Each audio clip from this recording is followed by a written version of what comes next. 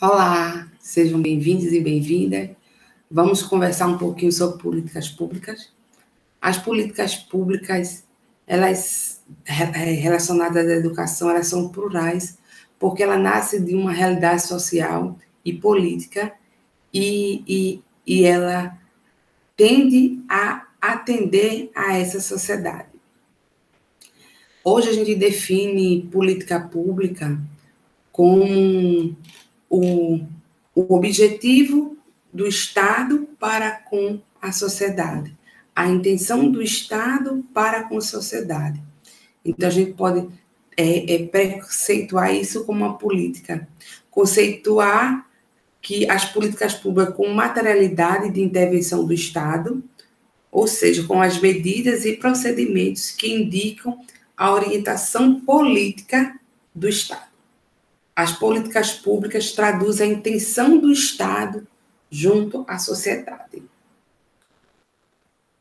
Então, essa é o que eu queria trazer para vocês e vou utilizar as palavras de Pablo, que define as políticas públicas como que elas se tornam ações geradas na esfera do Estado, que tem como objetivo atingir a sociedade como um todo ou parte dela.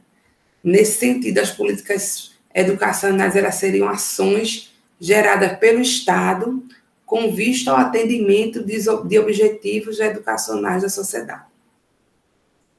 Então, dentro desse contexto, nós vamos estar estudando as políticas públicas do ano de 90 até 2010. A gente vai fazer esse intervalo e vai estar estudando um pouquinho.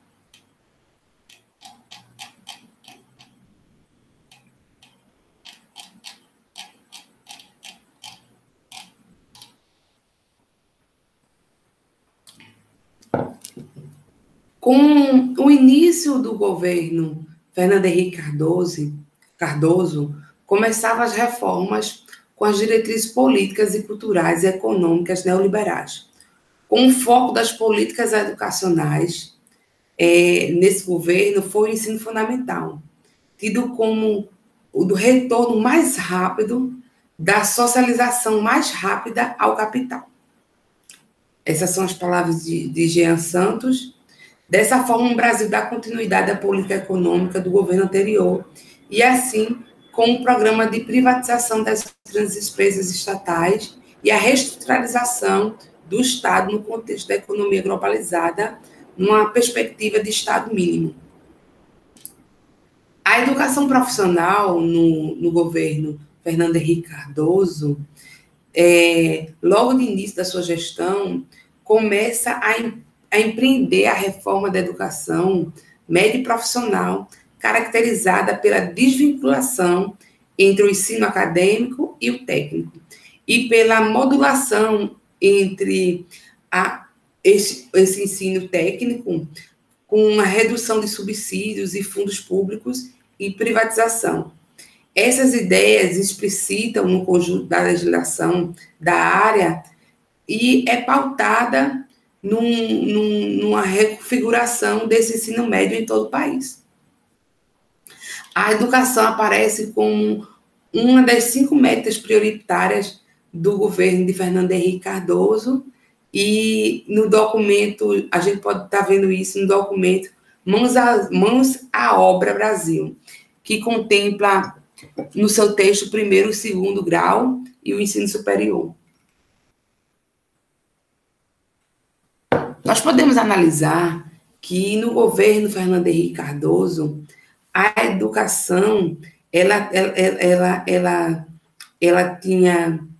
ele tinha como meta auxiliar e estimular os estados no sentido de ampliar o número de escolas, de melhorar a qualidade do ensino, de oferecer a oportunidade de formação profissional, prevalecendo as verbas do Ministério da Educação, realocando ou criando fontes adicionais para recursos.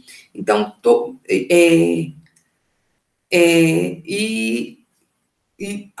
também não havia nessa questão aí a gente vê que as fontes de recursos para essa finalidade de ampliar a rede técnica federal só poder atender uma minoria insignificante da população. O que quer dizer isso? Esse a gente vem trazendo, a gente vê isso aí no estudo que Vieira fez, que a rede de escola técnica no governo FHC era uma rede pequena. Então, essas melhorias, ela não atendiam uma grande população, e sim uma minoria pequena. Então, essa política.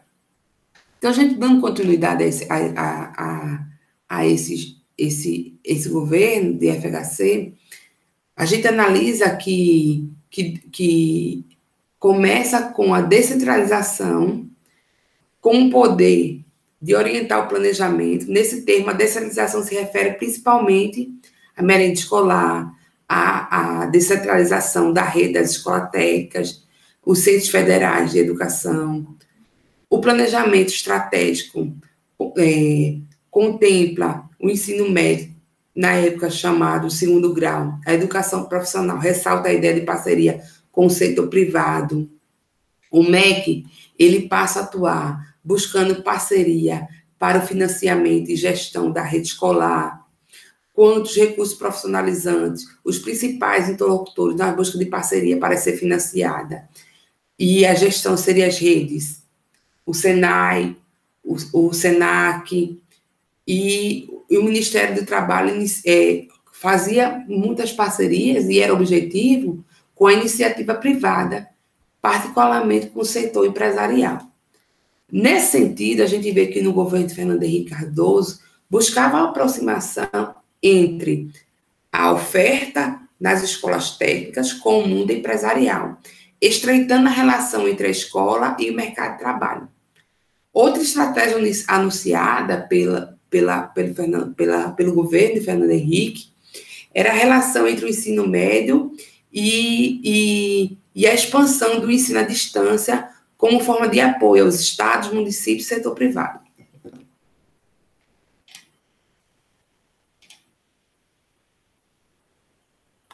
Na época, o ministro da Educação, em 1997, era Paulo Renato, e ele anunciou uma nova fase para o ensino médio, que seria um ensino médio para a vida, uma proposta curricular que visava formar os alunos com competências básicas.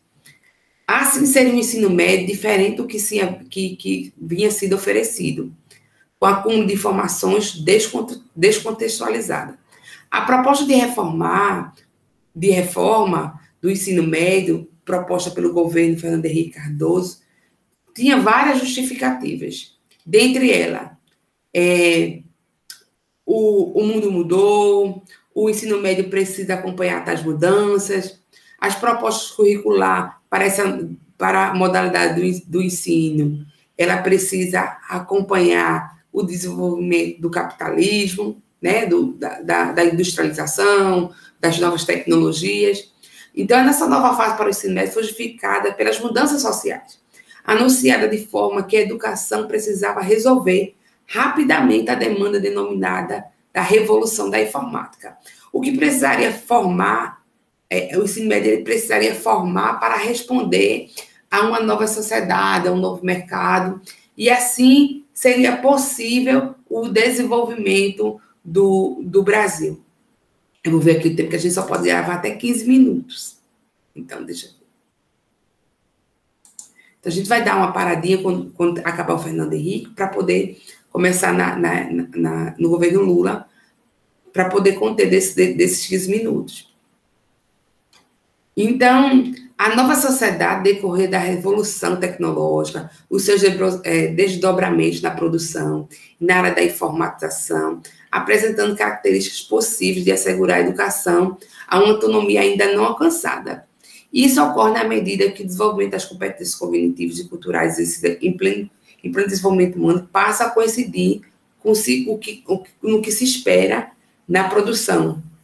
Então, o novo ensino médio foi apresentado pelo Ministério da Educação, na televisão, nos principais jornais, nas revistas, e produziu que o ensino médio agora era para a vida, entendeu? Então, esse foi o discurso que foi perpetuado.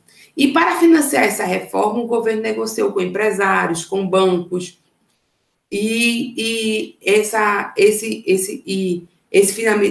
financiamento externo, e teve como um marco da reforma a resolução 03 de 98 do Conselho Nacional, que traz e estabelece projetos pedagógicos para o ensino médio que precisavam desenvolver habilidades e competências dos alunos, atendendo a novas exigências das novas forças produtivas.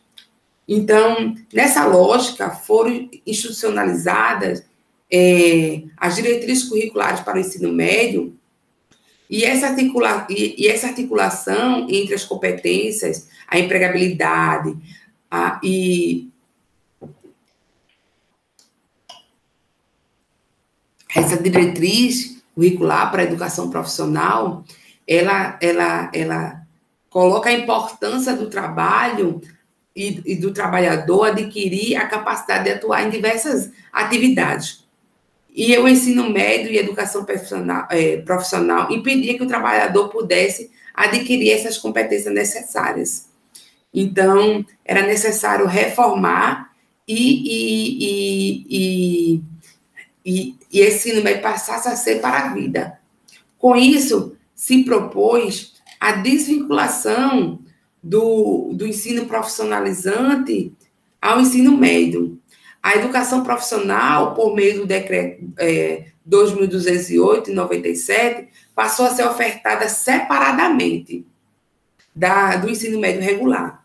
Dessa forma, com essa separação, as pessoas de situação econômica desfavorável se depararam com a seguinte questão: cursar o ensino médio ou sair em busca de certificação para adentrar no mercado de trabalho?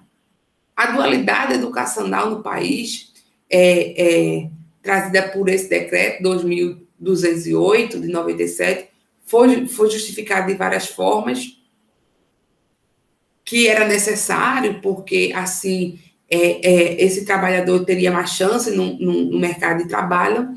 A separação entre os alunos que pudessem ir para a faculdade e aqueles que deveriam ir no mercado de trabalho era justificada, nesse caso, pelas aptidões diferenciadas, não pela origem da classe dos jovens. Então, o que prejudicou uma grande parte da sociedade, especificamente os jovens que tinham um capital menor. Então, a gente vê que essa política de descompasso, de ingressar no mercado de trabalho precocemente, ela foi uma política que inviabilizou a ida de muitos jovens para o ensino superior. O governo FHC possibilitou que o currículo do ensino médio passasse a ser orientado pela pedagogia das competências, o que contribuiu para fortalecer a educação instrumental. O decreto 2.208/19 estabeleceu que a educação profissional ela compreenderia os seguintes níveis de ensino: o ensino básico, o técnico e o tecnológico. O básico era destinado à qualificação e requalificação e à reprofissionalização dos trabalhadores.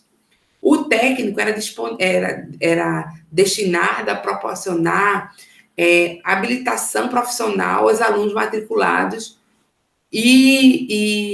ou egressos do ensino médio, devendo ser ministrado de forma estabelecida nesse decreto. E o tecnológico correspondia ao nível superior, destinados a egressos do ensino médio e técnico. Então, o Plano Nacional... agora eu vou dar uma paradinha para a gente depois discutir o Plano Nacional de 2001 a 2010 e dar continuidade às políticas de desenvolvimento da educação, que vai entrar a partir de 2003 com a mudança do governo, com a vinda do governo Lula. Então, a gente vai dar uma paradinha agora no texto e nessa compreensão, nessa discussão. E eu peço a vocês que assistam o próximo vídeo, que é a continuidade dessa discussão, tá bom? Cheiro!